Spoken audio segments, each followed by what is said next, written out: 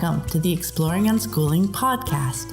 I'm Pam Laricchia, unschooling mom and author, bringing you interviews, information, and inspiration about unschooling and living joyfully with your family. You can find the episode show notes, your free Exploring Unschooling ebook, and lots more information at livingjoyfully.ca. And here's the show.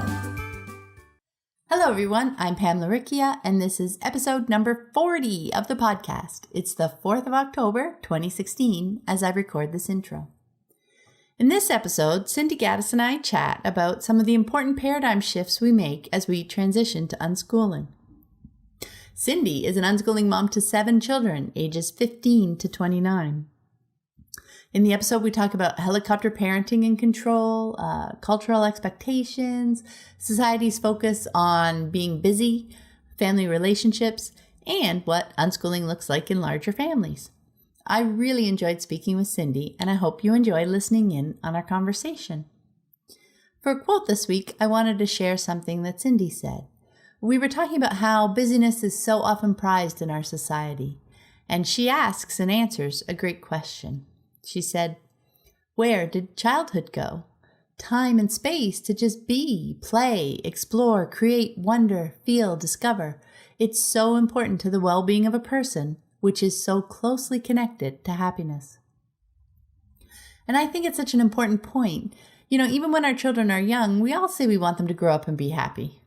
But so often we presuppose what that happiness will look like. So conventionally, we seem to think that happiness looks like doing all the things, like dance class and t-ball and art class and gym time and field trips and park days and co-ops and planned play dates. Yet, if we really value their happiness, their emotional well-being, it's probably a very different list, more like the one that Cindy shared. Time and space to just be, play, explore, create, wonder, feel, and discover. So in this episode, we talk a lot about learning about children from our children, if we give them the time and space to be themselves. And for an update this week, I'm excited to share that I've launched a Patreon page for the podcast. If you haven't heard of Patreon, it's an updated take on the age-old concept of patronage, giving people an easy way to pledge ongoing monetary support online for creators. So each Exploring Unschooling podcast show takes me about, at least 5 hours to produce, from researching guests, developing the questions, conducting and recording the call, organizing the transcription, editing and formatting both the audio and the transcript for publication and distribution, and then writing about and sharing the episode on my website, my Facebook page, and in my newsletter. Now, I also want it to be clear that the podcast will remain free and access to my website will remain free. I strongly believe that freely sharing information about unschooling with anyone who is interested in learning more is important and so valuable for parents and children who are looking for something beyond the compulsory school system and conventional parenting advice. I know how helpful that was for me when I began my unschooling journey. So that's why I've set up this Patreon, to give people who are able the opportunity to support the show monetarily, helping to keep it available for those who can't. The funds I raise will go towards covering the growing hosting and transcription costs, future equipment upgrades, and maybe even someday my time in producing the show. You can help out for as little as $1 a month, and in return for your pledge, I hope you find some fun rewards. They range from absolutely my undying gratitude through free copies of my ebooks, existing and future releases, and chatting with me by phone or Skype about all things unschooling. I love podcasting, and I deeply appreciate your ongoing support. Whether it's a monthly pledge on Patreon or a one-time donation on the podcast page, or through buying my books, or through sharing the podcast on my website with others who are interested in learning more about unschooling, please accept my heartfelt thank you. Thank you, thank you, thank you. And you can check out the page, the pledge rewards, and some great goals for the future growth of our community at patreon.com/exploring unschooling. That's patreon.com/exploring unschooling. And if that's hard to remember, there's also a link on the podcast page, livingjoyfully.ca/podcast. And now, on to the interview with Cindy.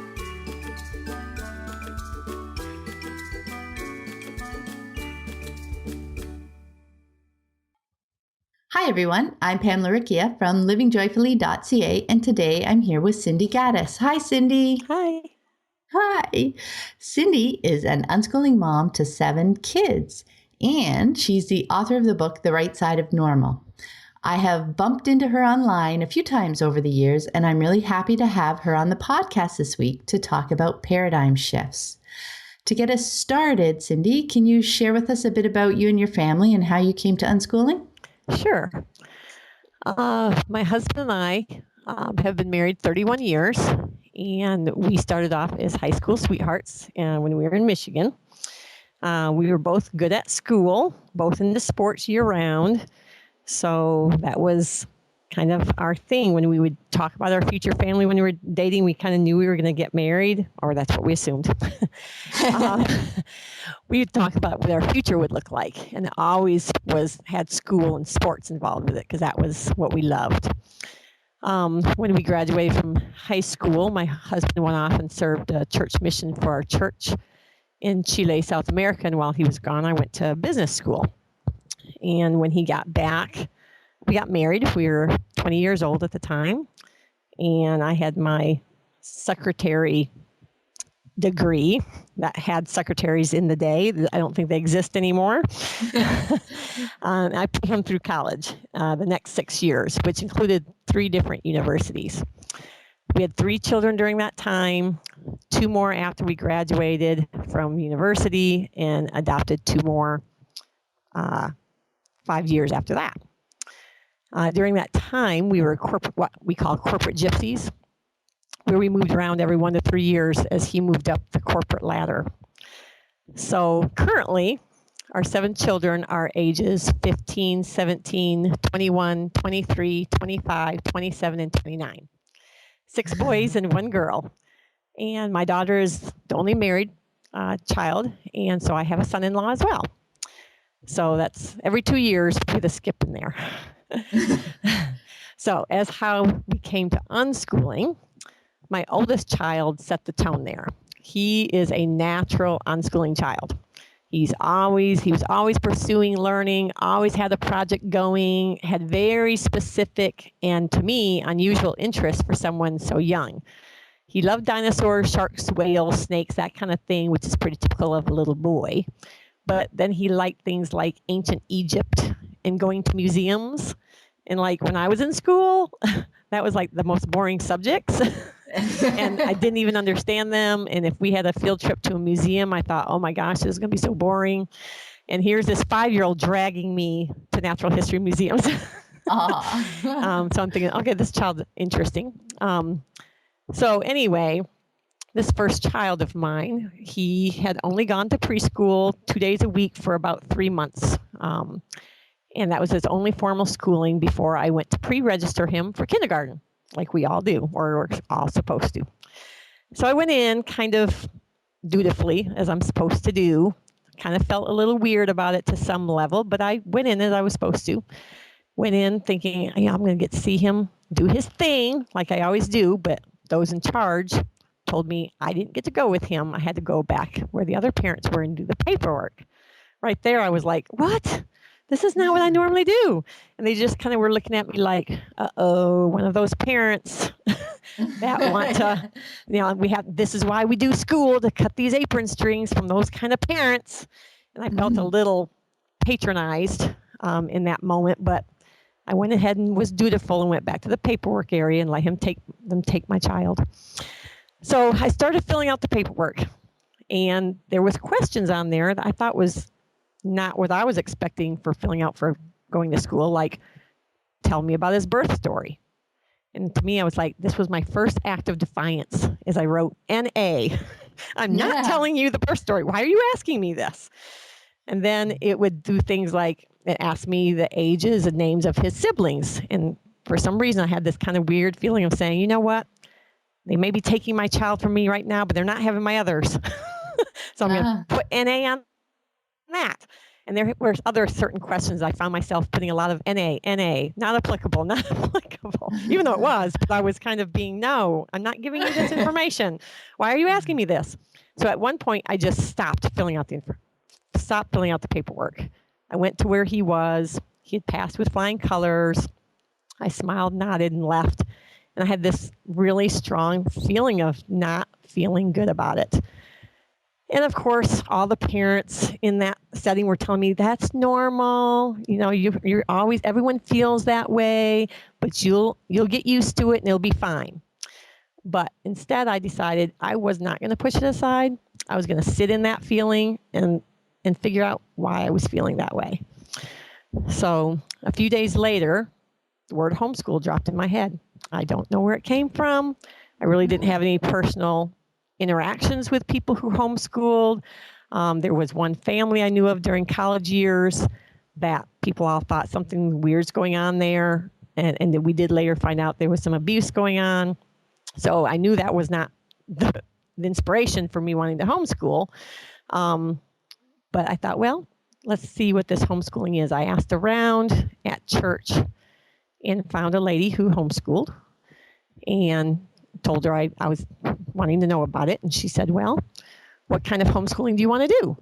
I went, huh? There are types of homeschooling? Yeah, I mean, I'm just thinking, you know, you're still thinking school at home when you're thinking, I was. Yeah. I didn't know there were types. So she gave me a book that had little blurbs of the different types. And she said, listen, I think you'll recognize what you're looking for in these blurbs. And sure enough, there was this thing called unschooling in there. And I thought, yeah, we've been doing that up till now. It's worked really well. So yeah, I want to do this thing called unschooling. And she said, well, great. That's what I do. And so she said, I'll be able to help you a lot easier. So the first thing she did was give me a bunch of resources, mainly back issues of Growing Without Schooling. That was still active at the time. And so I just kind of just read like nonstop for days and days. And that became the beginning of our unschooling journey. Yeah, I remember those times reading and reading and reading, right? Yes. You can't get enough. Yes. And I loved Growing Without Schooling. And it's nice that those resources are out there online. The reason it was nice for me, I think, is it was real parents doing it, sharing their different stories. And I think that gave me glimpses because, you know, that's always what people want to know first, right? What does homeschooling look like? Or tell me a typical unschooling day. And you're like, kind of hard to do that. So this almost kind of gave that to me a little bit. Well, that's awesome. Often we talk about deschooling as being a time to recover from the time that's spent in school and shift away from seeing learning through the conventional school lens. And that's all very true. That's a big part of it. But it doesn't really seem to do justice to all the cultural paradigm shifts that are wrapped up in there, does it? So I'd love to dive deeper with you into some of those shifts today. So first up, let's talk about helicopter parenting. Parents have good intentions, but they can find themselves controlling every aspect of their children's days. So how does that perspective shift as we move to unschooling? Well, let me tell you, I would have been a classic helicopter parent if not for being outnumbered. And I swear I might have done that purposely. I don't know. I do feel like I am thankful for it. I feel having control and direction came naturally to me as I now know I'm kind of a really strong left brain learner. And you may hear me talk about left brain, right brain ideas from time to time because that's something I end up researching later when my kids were older to figure out what was different about how they learned compared to others in society who seem to struggle with these kind of learners. And I discovered there's this creative right brain kid that doesn't fit in school, which were all of my children. And that was my oldest son too. That's how I first got into, that's how I found homeschooling and unschooling and stuff. Yeah, because they don't fit in school and they're labeled. And my kids didn't have that because I'd never had that paradigm. I never had to put them in school. So anyway, I'm very strongly left brain, which is very logical and organized typically. And then also the way I was raised, my parents were kind of not parents. They kind of let us do our own thing, which, had a lot of good things about it that helped me embrace unschooling more since I was used to learning on my own. But also things that made me struggle, like when you have nobody directing you and nobody supporting you, you feel a loss of control. So then sometimes what you do is you control in your life to make up for that loss of control. So anyway, I'd say there's an adage I always say, that the birth of my fourth child saved the education of my first. Because at the time I was pregnant with number 4 when he was 5. And he was due in September, my fourth child. And of course he was supposed to start unschooling. So even though my pre-registration happened in April, I start researching heavily in June. So I'm thinking, okay, we've always done this thing called unschooling. I've always let him lead the way. He's never been to school except for that short stint. But for some reason, when it was supposed to be school, and even though I understood the lifestyle, even though I'd done it, I felt like I lost my mind because he turned 5. It's like I lost my mind. I think everyone does that. It's like you're going along, and that's what we always say. Well, what were you doing before 5 years old? You probably were doing a lot of unschooling things, but then we think things have to change, and control has to come in. And I did that. As much as I researched it, as much as I knew that's what I wanted and that's what I'd been doing, I took the beginning of August. I said, I'm going to use my organization skills and map out this great curriculum of my own. And so I'd have a head start before this baby was born and get this little rhythm going with him. So, of course, I'd make it more interesting than what they did at school. But I even had timers going and everything. I had different subjects, just like school. I did school. Well, he was having none of it. It lasted 2 weeks, and he was not budging any further with my little plan. And he probably did think I lost my mind. So I was going to have this baby. I let it go. I didn't know what plan B was. So I let the baby come. Baby came mid-September. And of course, as we know, when you have newborn babies, that takes a lot of your time. And not only did I have a 5-year-old and this newborn baby, I had 2 children in between there to take care of. So I just watched him at work. And I'm grateful that I had that first year that required me to sit back, because I totally would, like I said, I totally have the ability to be a controlling helicopter hovering person, but I didn't have the ability to. So there were so many lessons he taught me that first year as I watched. And one of them that depicts this thought that we think we have to control for them to learn is what I call the snake lesson. In that time, I was doing still different things. One of the things I did is I did a couple of unit studies with him during that first year. Not heavy duty, because I just did a little bit. But in March, he wanted to learn about snakes. So I looked around and I couldn't find a unit study on snakes. So I thought, well, I've done a couple of unit studies. I can do one by myself. I can do this. So it took a while because, again, I have 4 children. Time. We went to the library. We gathered all the snake books that they had, brought them home. Again, it took me another 2 weeks before I could find the time to create this unit study. But of course, in the meantime, he's looking at these books and he's coming to me and asking me questions about what he sees in these books. And I answer him and we go about this. So I finally take a weekend. I get this whole unit study done. It's going to be 5 days. It's going to be 1 or 2 hours a day. I can't remember how many hours I was going to do. I have no idea. But he was excited. I said, all right, Monday it's this unit study. So he's there, bells on, he's ready. And I start my lesson and his face looks funny. I said, what's wrong? He said, I already know that.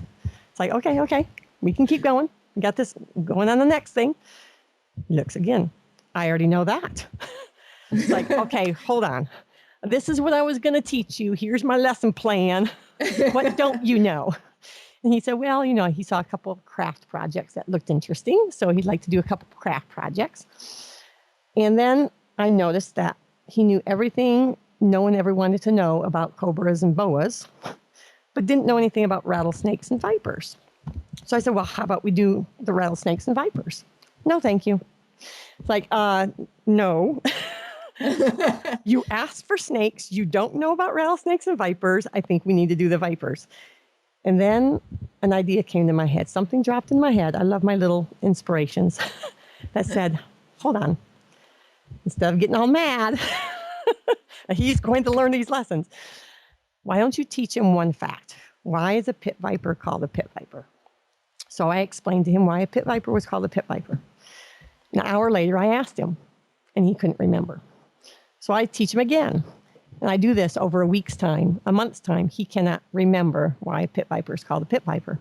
But he can tell me all I never wanted to know about cobras and boas, where they live, what type of species there are they born live, what do they eat, all these things to this high level, but could not tell me why a pit viper was called a pit viper. So I thought to myself, okay, this is my lesson. I could sit here and do all these fantastic lessons, but if he doesn't want to learn, then I'm wasting my time. So I happened to be telling this story when he was like 14. And some people I was telling the story to, they said, so why is a pit viper the pit viper? I said, I don't know. I think I remember. I'm just a teacher. So I go to my son and I said, do you happen to remember this story, this time when we learned about snakes? No. So I quick tell him the Reader's Digest version. I said, so do you know why a pit viper is called a pit viper? And he said, Mom, I think a pit viper is a classification of snake, not an actual snake. It's like, oh. He was right. I went and looked, oh my gosh, it's a classification, because I'm sitting there saying it's a snake. Yeah. And I'm thinking, see, there you go. The learner still outpaces the teacher. So wow. Needless to say, I was thankful for the physical limitations I had with a new baby, and that my oldest son's personality that let things happen in the order to learn those lessons versus stressing myself out, trying to meet some kind of criteria about what success looked like and what learning looked like. And so I ended up taking my need to control and my perfectionism that comes with my personality, and I steered it towards myself and trying to be the best unschooling parent I could be and not put it on my kid. Wow, that snake story is brilliant. It is such a brilliant example of, when people first come to unschooling and we say, try and take 6 months, take a year, take it off, and just like watch your kids in action, because it's in those moments, seeing like you saw him taking those books and learning all that he wanted to before you even got a chance to gather it into a lesson. And then seeing the difference between him remembering the stuff he was interested in and not remembering the stuff that you thought he should be learning. It's just so brilliant. It is. I think he was such a great teacher. He was absolutely the teacher. But as Ann Oman would say too, being a student of your child is a way to get into that mind space. Like you said, you needed, you had that fourth child that kind of forced you into that mind space, and we try our best to say, try and, relax and just watch for a while, be a student of them. However you can try and get yourself shifted into that mindset is going to be so helpful, isn't it? Because that's when you're open to learning and actually seeing what's going on and learning from them, because they're brilliant. Right. Right. Okay, next question. Because the next shift that I wanted to talk about is around socialization. It is a question, of course, that we're often asked by others when they first learn that our kids don't go to school. And we easily point out to them how there are lots of opportunities for children to engage with other children, with other people outside of school. But that question is so much bigger than that, isn't it? It is. It definitely is. And it's all tied up to me in what our culture deems quote unquote success. And I have a story that highlights that. Again, like I said, my son was such a good teacher. So interestingly, before homeschooling even entered my mind, the socialization question was already taken off the table from this particular experience, which was when he went to that preschool for that 3 months. I was pregnant with that fourth child, and I get really sick when I'm pregnant. So I was feeling guilty and thought my oldest was getting bored. Though he was 4, almost 5, he'd never been to an organized learning environment. So I thought it would ease my guilt to give him something to do. So naturally, at the time, my perfectionism thought, okay, I got to find the best school, because that's success. Got to have him in a successful environment. But I did, for whatever reason, feel adamant about being a play-based center. I don't know if that was a thing then or I just had an instinct, but I did want it to be play-based. So there was a university in town that sponsored this progressive school. They were very proud of their school, and he was pretty excited to go. I put him in January, so that's halfway through their preschool year. It was just a Tuesday, Thursday. Teacher met with us, asked him what he liked. She said she was going to try and incorporate some of his interests, like he was into meat-eating plants at the time. And so she thought she'd try to do that. Well, so as I would show up to bring him to the preschool, I was often late because of my sickness. I just was always a late person anyway.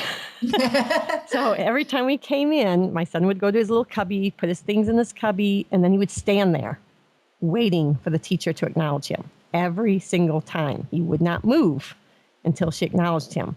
I don't know if she was realizing he was doing this. I was realizing he was doing this.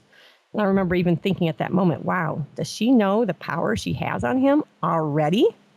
Mm-hmm. But as soon as she would say, hey, how are you doing? He'd go right in all happy as can be. So anyway, about a month or so went by and we had a meeting with the teacher to see how things were going. And she asked me, so what preschool had he been to? I said, none. She was momentarily confused because she was sure she had put in her mind that we had just moved there and he was transferring from some preschool in Michigan, and that's why he was coming in mid-year. And then she went on to explain why she had asked. She said most of the children in the preschool had come from their daycare center. So they had the daycare side of things and they would go up and they had a progressive way to do their daycare as well. So they were very proud of, kind of training up these children in their environment. And she said that my son came in not knowing anyone and instantly made lots of friends. He became very sought after by the children for all the things he liked to do and the projects he would create.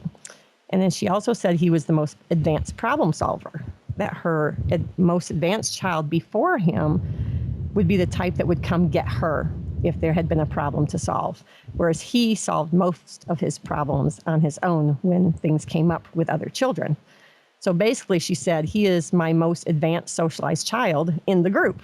And so she then realized she had to congratulate me on an apparently great home environment. She had thought she was going to get to say, where's this preschool? We need to go investigate it of what great socialization they do. But it was just my simple home. So I remember again, it registered in my mind. Homeschooling wasn't in my head yet. And I was thinking, wow, okay. Everyone thinks you have to go and send your children to school, and that's where you get socialized, etc. And yet here my child was the best in that class in a progressive school. So to me, not only did the answer, what about socialization, get answered before I even started homeschooling, to me it also shone a light on the idea that pre-planned success and laid out paths are not necessarily what you think they are. So whether it's private schools that we all think are the better choices, or progressive schools, or going to college, that those things that we find that is supposed to be the evidence of success is not necessarily what gets you there. And that's kind of what happened to my husband. We didn't grow up with a lot of money, neither one of us. And to me, that's what public schools were made for, was opportunities for the poor, right? And so he did what school tells us to do. We go to school, you get good grades. You go to college, you get good grades. come out, get the high-paying job, buy the white picket fence home, and voila, you're a success. And it is success by society standards, but are you happy? He's not. He did everything right. He was a great student. He got this great job. He's making lots of money, but he's so unhappy. And that's one of the reasons that my husband did jump aboard unschooling, because he did want his children to find work that they love and not get caught in this lie, is what he called it, the big lie of do this and you'll be set. So the cool thing we discovered when my children got to be adults is that not only did they find their own way in life, some doing college, most not, is that they're helping me understand what true freedom looks like.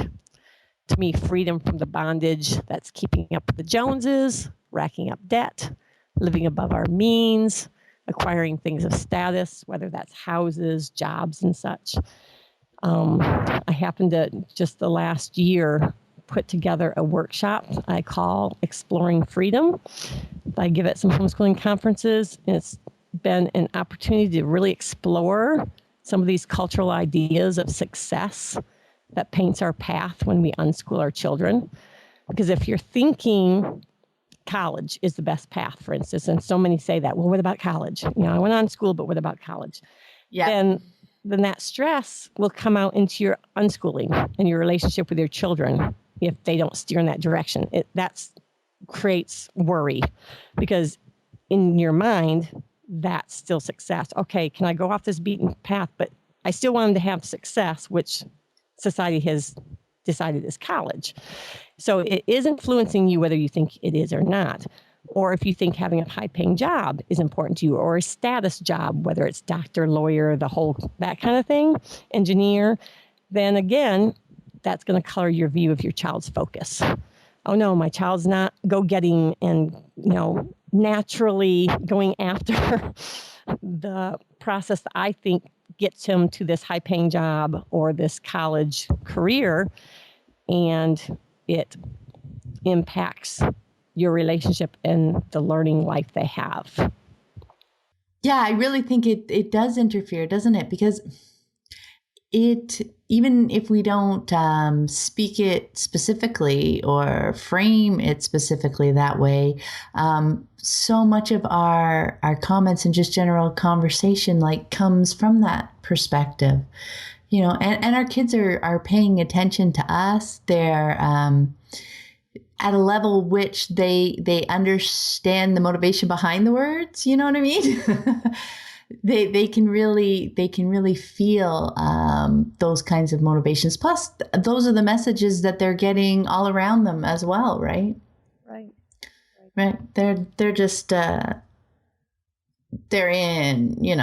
in conversations that they have with people in general. They're in movies and TV, and those messages are just totally wrapped up in the whole socialization in the conventional culture, right? Right. And then when you have your friends and your family who are still in the conventional setting and they're putting their worries out, if you have those worries that you have not worked through yourself, then that's just going to re-trigger in you. That's going to go down to your child, because it's a pecking order going down, that we just we bring our fears right down through them. Mm-hmm. Yep. Yeah, our fears, even if we say, oh, I'm not going to say that, if we haven't worked through them ourselves, and like you said, it's going to keep coming up and up. I mean, it's not, oh, I'm going to sit down for half an hour, think about it, decide not to do it, and then I'm good. No. Right. But they do come out just in our general demeanor, motivating our little comments here and there. And so, yeah, you can really transmit, get those fears across to your children, even if you don't mean to. Right. And I mean, college is a big one, but you can start even with the smaller ones, like reading's a common one. People will say, oh, but my child wants to learn to read. And then they're struggling or whatever. I'm thinking, I have had 7 children, 2 genetic pools, And I have not had a child stress about wanting to learn to read. And I'm thinking, I can't be that good, that in the sense that not one of the 7 children had that desire.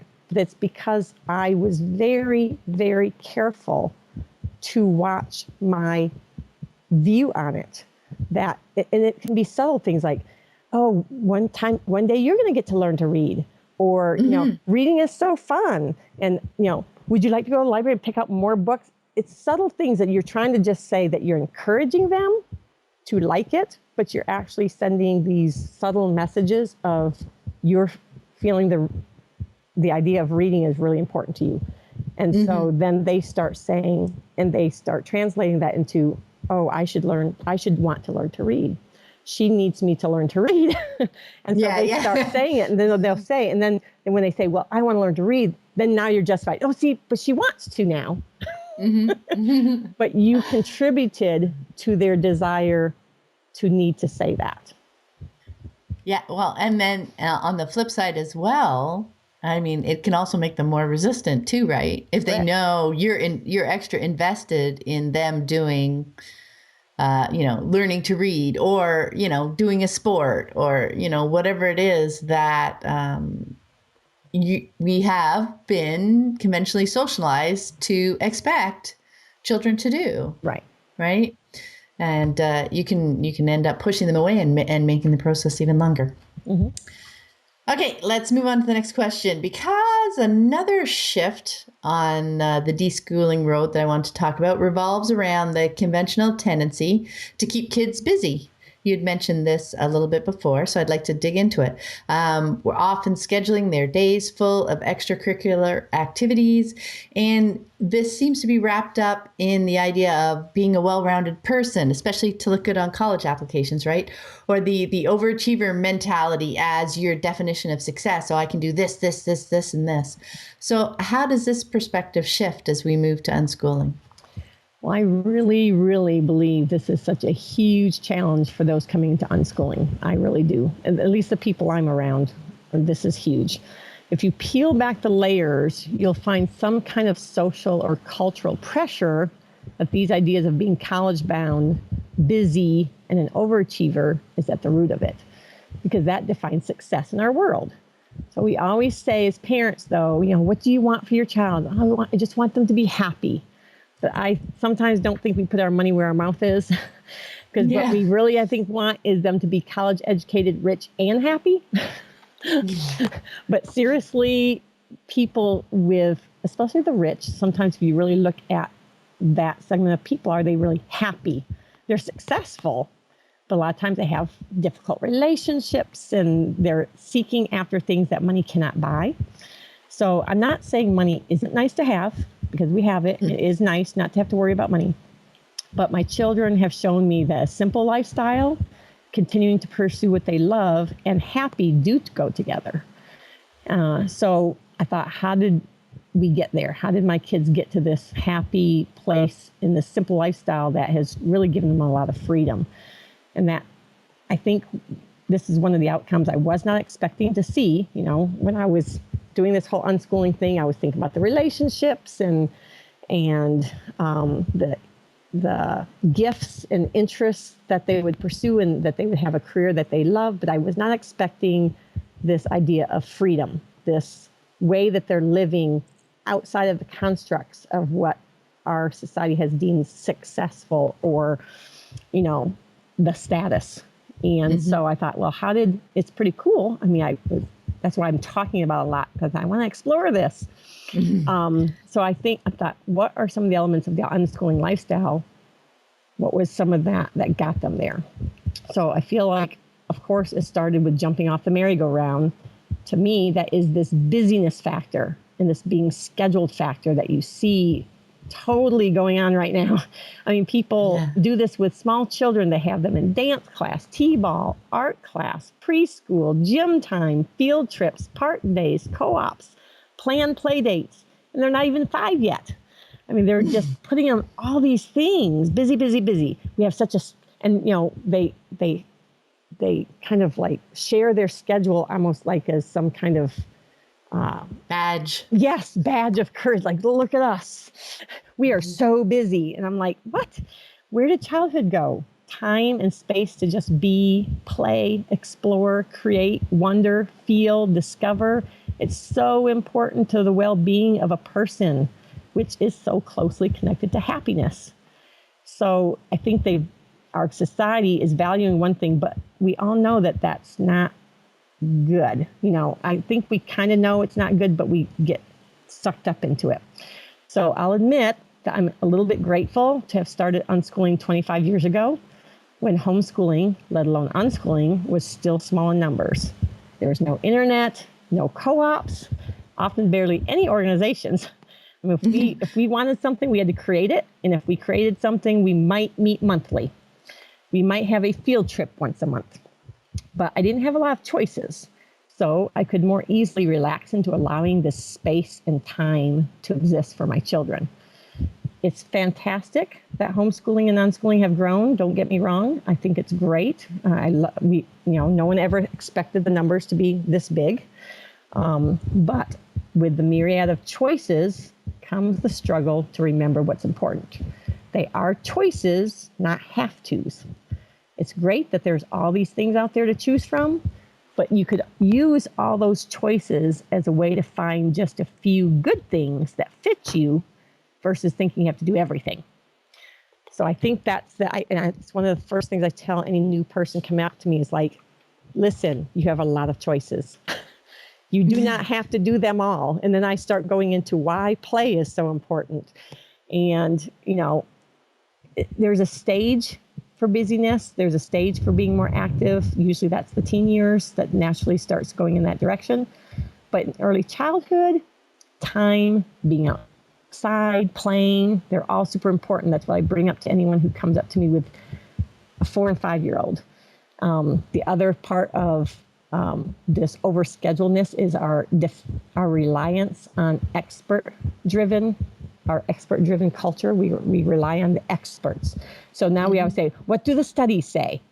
It's so funny how we have to find the study to validate our instinct that play is good.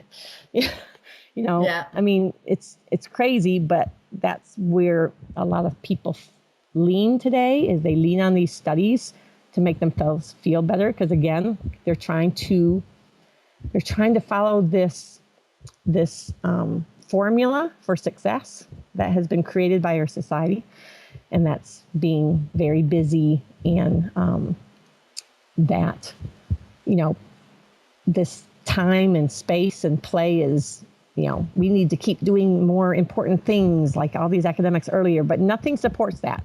None of the studies support it. It really does boil down to learning to trust ourselves, right? That's, again, we're back to, new parents trying to suggest that, they spend some quiet time, that they watch their kids, that they just kind of watch life unfold for a while. And I know I have suggested over the years, not doing formal kinds of activities, because you still get stuck in the idea that those are needed. Maybe they might be enjoyed, but right now you're doing so many big paradigm shifts to realize that they're not a requirement, that they're not, they're not a required step on your success ladder or whatever, however you want to talk about it. But yeah, that it's in that quietness where we start to learn from them, and where we start to trust ourselves, because what we're seeing play out is working. And I love that when you talked about their well-being, because that really is, that's a big difference that I've seen with unschooling kids, is how well they understand themselves. And you really need that quiet time to do that, right? Because you need to have time to process what your choices are and how they played out. Like, to have the time to learn from your choices and to learn about how they work for you, you need that time to process it, right? You can't just be doing the next thing and the next thing and the next thing. Right. And just being filled with things that are filled for you That is how we are teaching our children to need to be entertained. They don't know how to initiate their own learning. They don't know how to have their own interests and their own knowledge that they are capable of doing things on their own.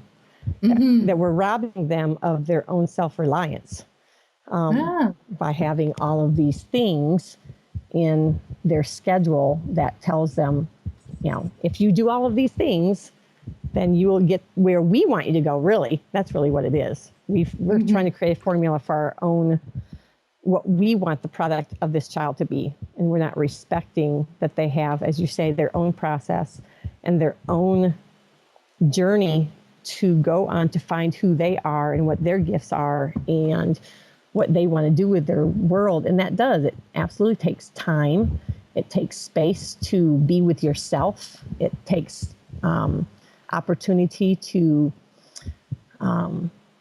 just play around with the things around you and what gets me excited, what doesn't, what works for me, what doesn't, instead of having someone tell you that. So yeah, and to see how that changes over time, right? I think that's another huge piece.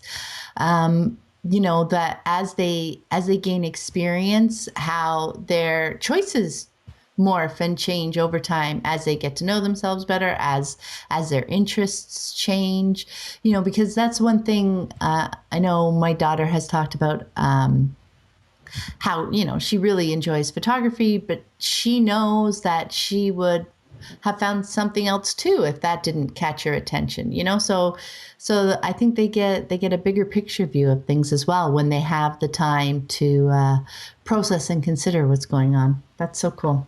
Right. Yeah. The shift to unschooling also encompasses big shifts in how we look at family relationships. I know for me, one of the big ones that really helped was digging into the idea of fairness. Did you find that a valuable shift as well? It did, but I feel it was preceded by something that helped that naturally flow. And that's the idea of individuality. And you brought that up when you thought about the idea of fairness too. Every person, if given space to be themselves, has their own interests, strengths, and gifts. To me, that's the heart of unschooling. It doesn't matter how many children you have, this is still true. This idea of individuality was another conversion point for my husband. There were 5 boys in his family, and his father was all about sports. So all the boys played sports. His father was also all about certain sports, like football and baseball in particular. So that's what many of the boys did, including my husband. In later high school, my husband discovered that he was naturally good at wrestling. He decided to try out for the team, and he made it. But his father wasn't fully on board. It's not that he was against it. He just wasn't all in like he was for football and baseball. But what's funny to me is that wrestling wasn't even interfering with football and baseball. It was a winter sport, but he still just lacked that enthusiasm. So my husband dropped out for the lack of support. He didn't really understand. I mean, he did kind of understand why he had done it, but it didn't really come clear till later. And he regrets that he didn't have the self-confidence to do it anyway, because he felt like he kind of missed his sport calling.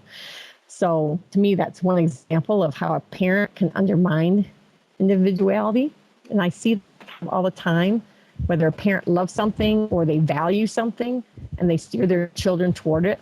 Like, well, they're not fighting it, so why not let them do it? Or they seem to like it when they're there, that type of thing. So we justify it. But if we sat back and let them show us what they love and we help support that in them, I have 7 children. They were all so different from one another. I mean, I thought, okay, right, boys like dinosaurs, right? I had all these dinosaur books that I got my first son. 6 boys, not another one like dinosaurs. And so I'd have all these resources I get for one and never got repeated by anyone else because I'm such an individualist that they truly got to be who they were.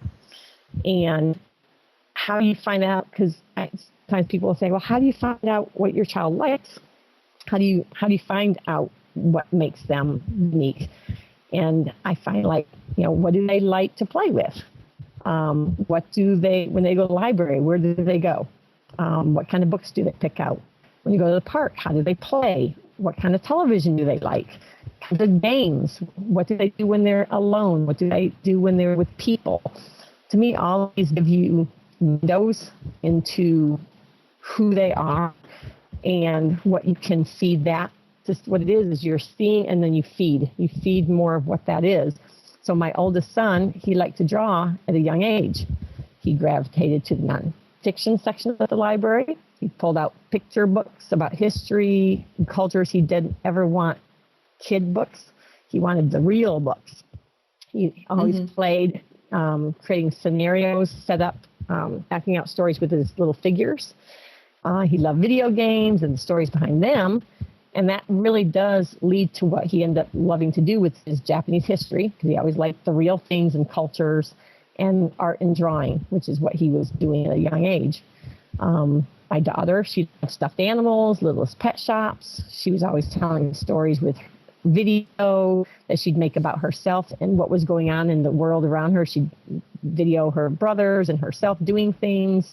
And later she became a novelist. And all her story, the way she told stories, it to me makes sense how she became this novelist.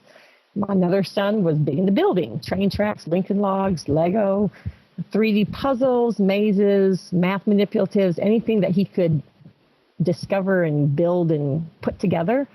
And he became a computer programmer, which to me is right along that same line.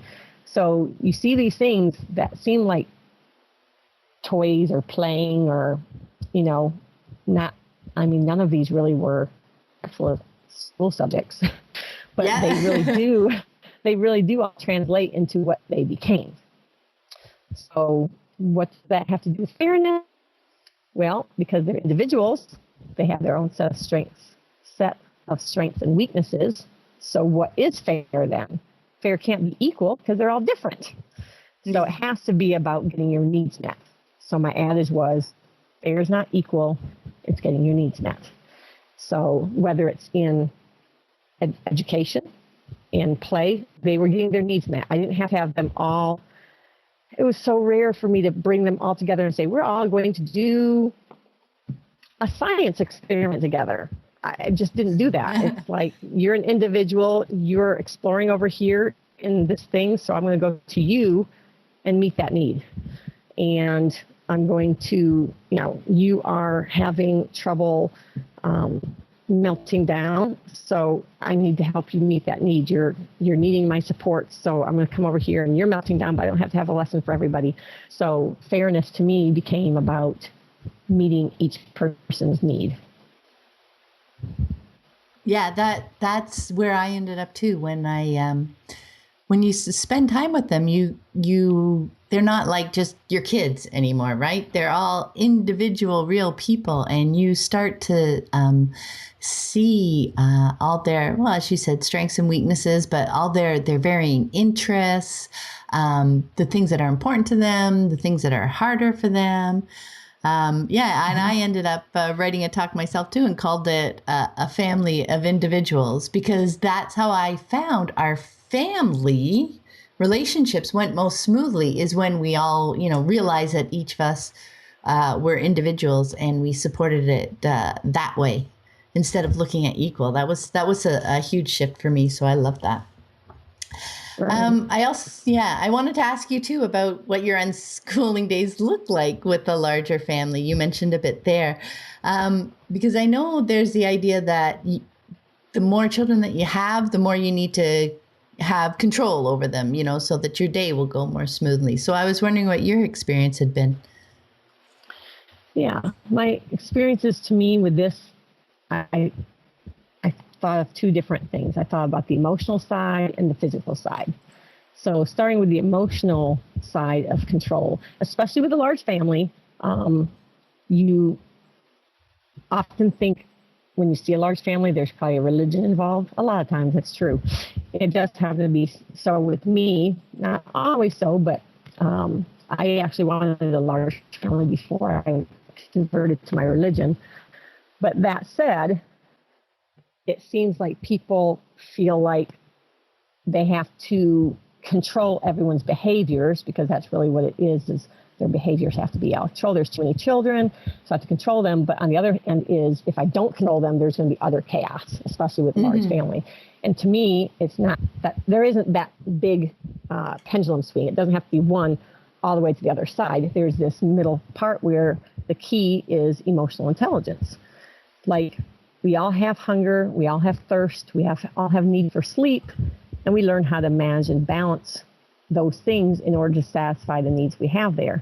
Well, we all also have emotions that are really the foundation of the behaviors people are trying to control.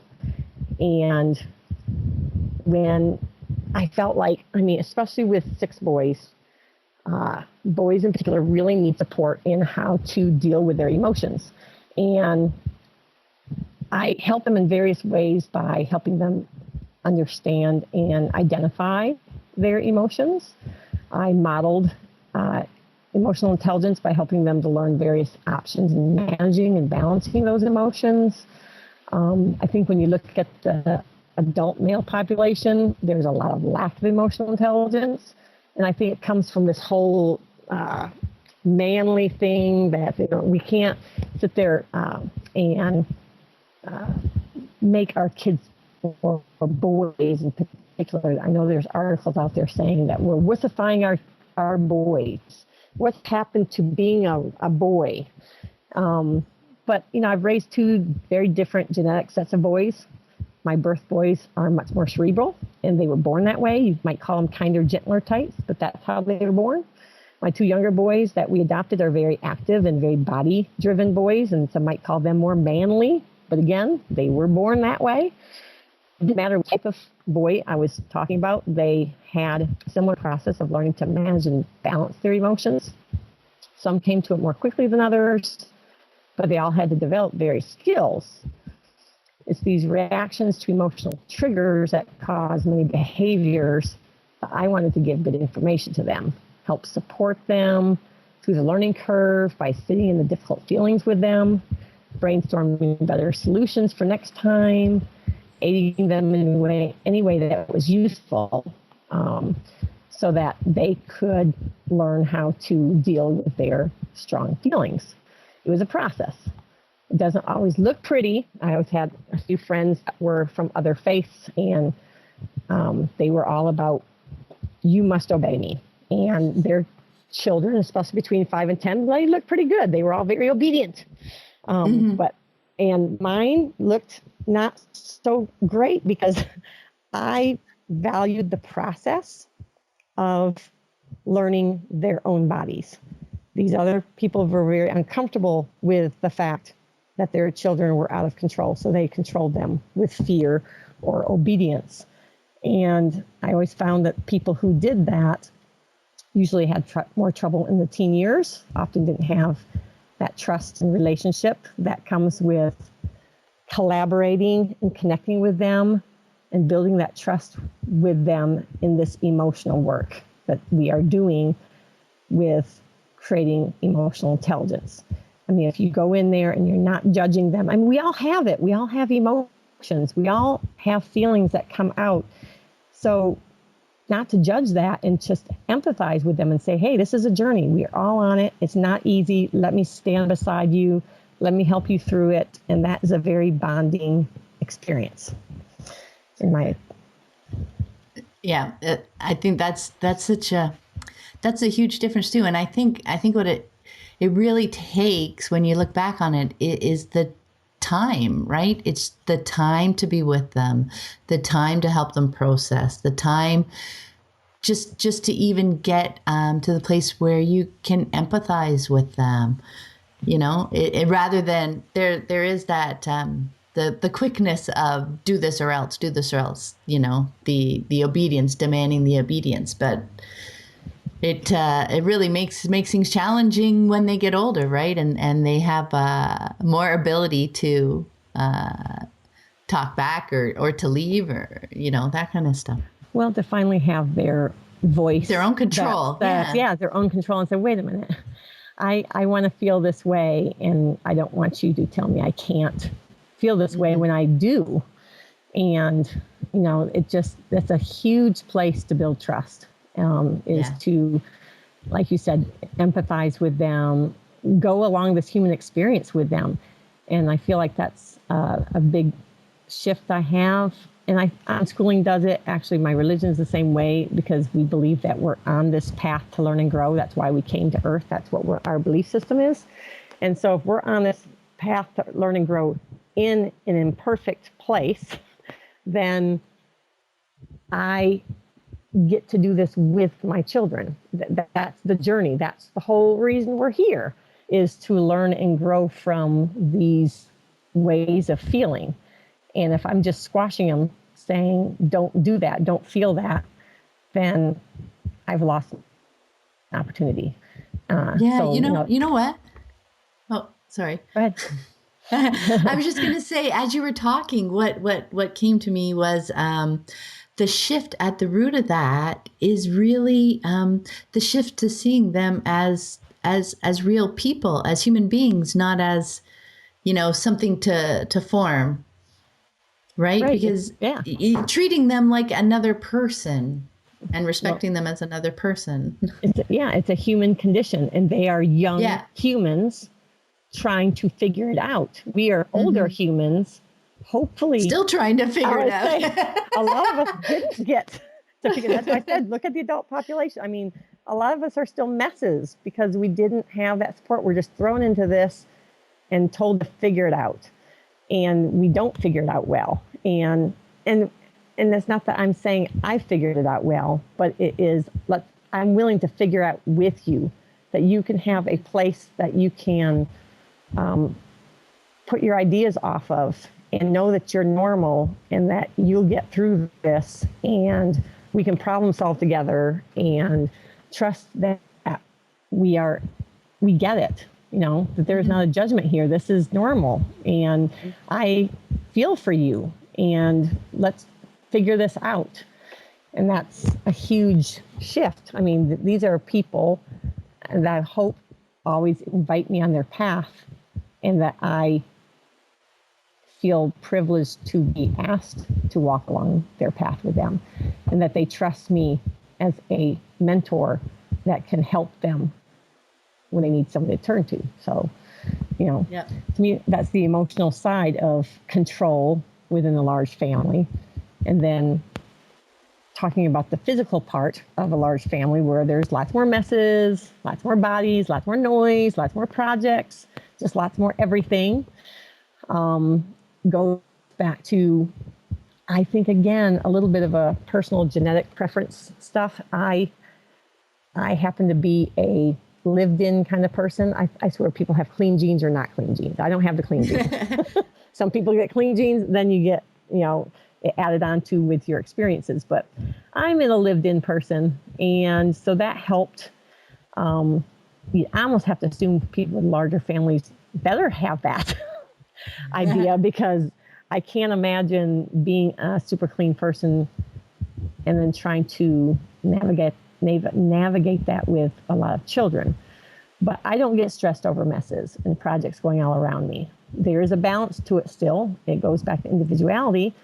I know which of my children are more clean-oriented or messy-oriented. So I kind of meet them where they're at. If they're messy-oriented, I might help them be a little bit better over here, but still respect where they are. And if they're clean-oriented, I meet them there.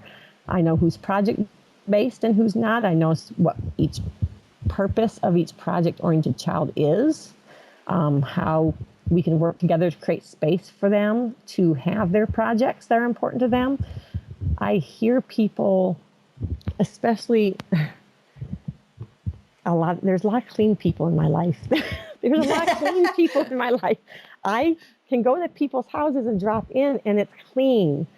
And that's crazy in my mind. But because I feel like if I'm raising children, I'm raising a lot of children, my house reflects that there's children there. And their toys are there, their things are there. And I respect that they need a place to create. I have all these creative kids that's really important to them.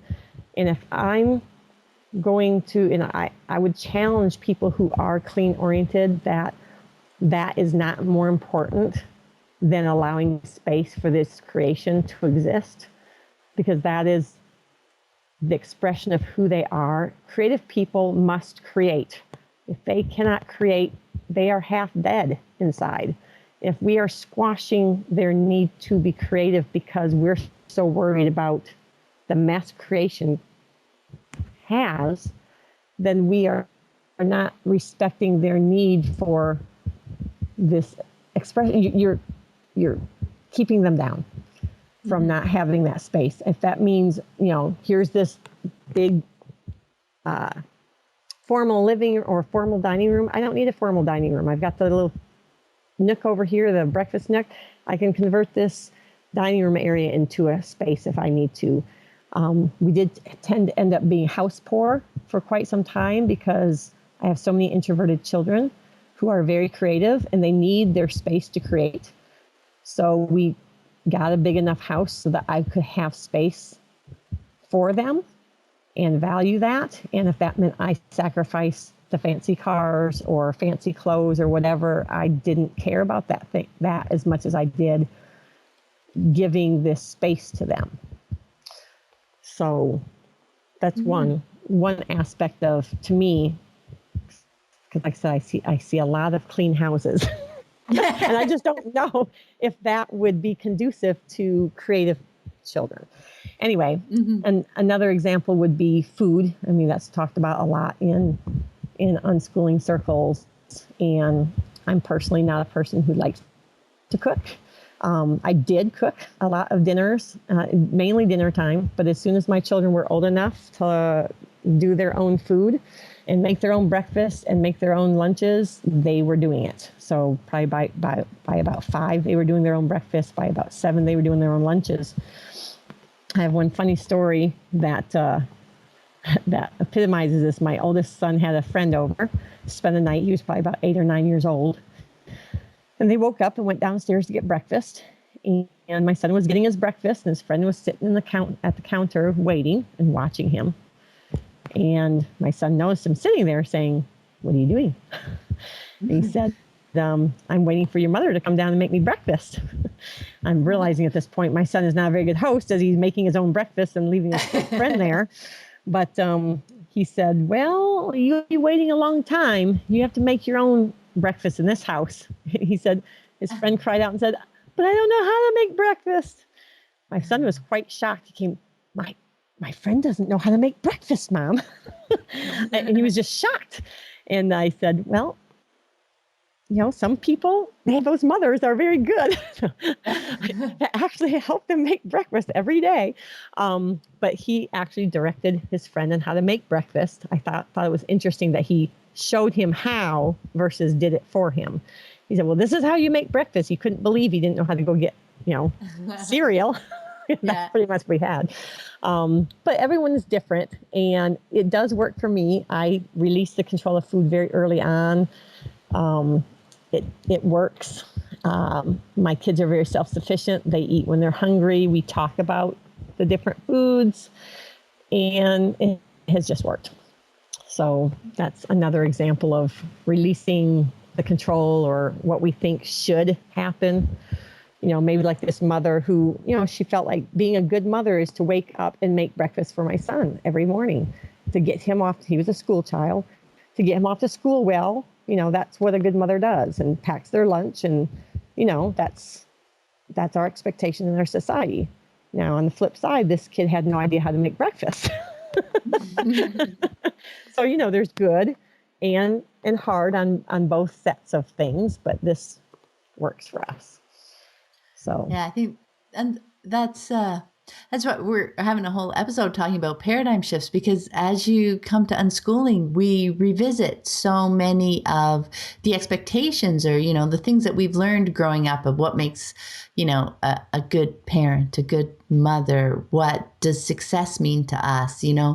It's a lot of work coming to unschooling, isn't it? It's not just another set of little rules about how children learn. There is so much to the journey, isn't there? There is. And, I feel like I'm this natural seeker. I believe unschooling encourages people to be seekers. And once you head down that path, it also necessitates a person to be comfortable being uncomfortable. I was just pondering that the other day. I really feel like being uncomfortable is necessary to become an unschooler, because it really is about challenging these paradigm shifts. Mm-hmm. And if you're not, but with all this uncomfortableness, if you're willing to go into that uncomfortableness and figure why are you so uncomfortable, then that is where the enlightenment comes from. In my opinion, I feel like, oh, this is so awesome. When it's all done, you're first uncomfortable, then you're asking, why am I uncomfortable? Where does this come from? And is it true? And when you find out the answer, the real answer, the truthful answer, it's like, it's so much. It creates more freedom for yourself. The freedom from the bondage of our society's expectations is huge, huge. Mm-hmm. I'm watching my kids live this. There's so much self-knowledge. I feel like I wake up every day wondering, what am I going to discover today? And I expect to be uncomfortable. I expect it, because I cannot learn if I have not become uncomfortable first. That's where learning happens, is in the discomfort. So I just feel like that's part of the journey of unschooling, is the willingness to do that. That is such a great point. Yeah, I hadn't thought of it that way, but it's true. Being willing to sit in that uncomfortableness for a while and really find out what's causing it. Asking yourself. I used to say, I just ask myself why over and over again until I could get down to the root and figure it out. Right, that's right. Yeah. Before we go, because we have been at this a while. That's great. Wow. I was just wondering if there were any other tips that you'd like to share for larger families who are starting to move to unschooling that we haven't touched on yet. Is there another one or two that you'd like to share? I think, this goes along with unschooling. Everything's learning. Everything is learning, social, emotional, as well as the academic. So when you feel like you're all busy and you're just trying to make it work for the day, people are, unhappy with each other or whatever, that's still learning. It doesn't matter if there was no math or I didn't read aloud or whatever you think it's supposed to be.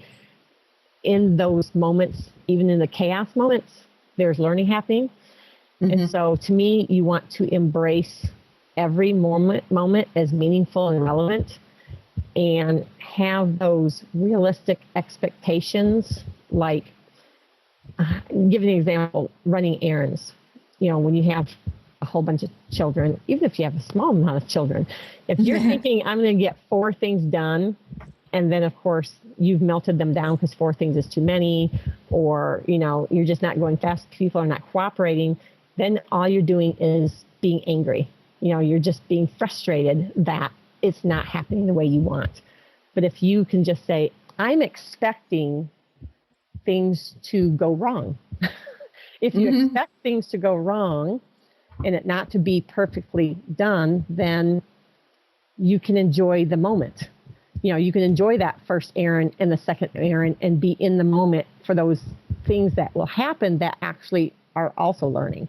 But the moment you're always trying to get through it or get onto the next thing, you've missed the moments that are there. So I think that, and modeling your own passions, even if you have a lot of children, you can find your own space.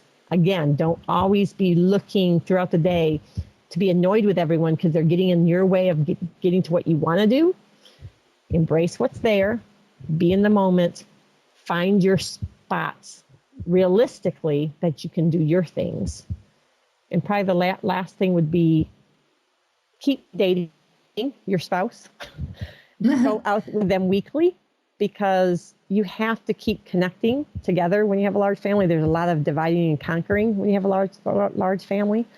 You want to come together and prioritize your relationship with your spouse so that they see that and they know that you need refilling and that relationship is still important too. So those are some things. That's awesome. Yeah, thank you so much. Those are great points, Cindy. And I wanted to thank you so much for taking the time to speak with me today. That was awesome. I think we hit some really cool things. And before we go, where's the best place for people to connect with you online? You can go to my website, therightside-of-normal.com. And I also have a cindygaddis.com, which has some of my blog stuff on it. I moved it to there. Both of those. That's awesome. Thank you so much. You're welcome. I'll talk to you later. Bye. Bye.